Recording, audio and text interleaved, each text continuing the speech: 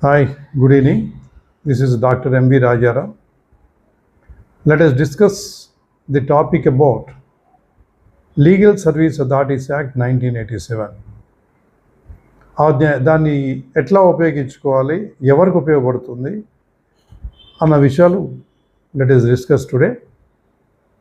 Before we go further, I request you all to subscribe, give me like, so that it will be an encouragement for us. ఇది legal right, not a charity for anyone. So legal right అనేది ఎట్లా ఉపయోగించుకోవాలన్న point మనం observe చేస్తే, first ఇది women, ఎస్సీ/ఎస్టీ, senior citizens, తర్వాత persons with లో income government fix చేసింది మనకి, ఆ ప్రకారం ఉన్న తర్వాత విక్టిమ్స్ ఇన్ ద క్రైమ్. కొన్ని సందర్భాల్లో ఏమవుతుందంటే victims they are unable to cope up, advocate ఉండకపోవడము, వాళ్ళకి ఇబ్బంది పడుతుంటూ ఉంటుంది. ఆ సందర్భాల్లో కూడా వాళ్ళు ఈ లీగల్ సర్వీస్ అథారిటీని ఉపయోగించుకోవచ్చు.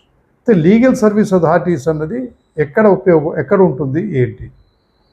గ్రామాల్లోని కోర్టుల్లో లీగల్ సర్వీస్ అథారిటీస్ అని గవర్నమెంట్ వాళ్ళు డిస్ప్లే బోర్డులు పెట్టారు, దాన్ని మనం యూటిలైజ్ చేసుకోవచ్చు.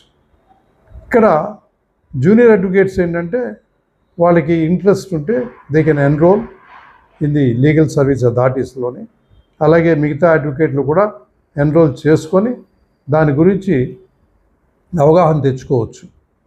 యాక్ట్ మీద మనం చెప్పాలి అంటే it will take a maximum issues.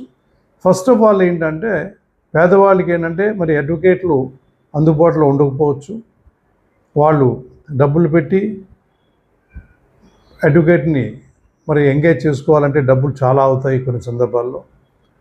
అటువంటిప్పుడు మనకి అడ్వకేట్ కావాలి, ఆ అడ్వకేట్ని పెట్టుకోవాలి, మరి మనకి డబ్బులు లేవు అన్న సందర్భాల్లో పేదవాళ్ళు అంటే బిలో ఇన్కమ్ 5 lakhs ఇన్కమ్ లోపల తక్కువ ఉన్న వాళ్ళు కానీ, లేదా అంటే హ్యాండిక్యాప్స్ పర్సన్స్ కానీ, ఫిజికల్లీ ఛాలెంజ్డ్ పర్సన్స్ కానీ, ఉమెన్ వాళ్ళకి ఏంటంటే ఆధారాలు లేనప్పుడు వాళ్ళు కానీ, scheduled caste and scheduled tribe persons కానీ, తర్వాత సీనియర్ సిటిజన్స్ కానీ, they can approach and legal అథారిటీస్ని డోర్ నాక్డ్ అవుట్ చేస్తే, అంటే మనం పిలిస్తే వాళ్ళు ఖచ్చితంగా దాన్ని స్వీకరించి దాని పరిష్కారానికి ఏం చేయాలి, ఎట్లా చేయాలని డిసైడ్ చేస్తారు.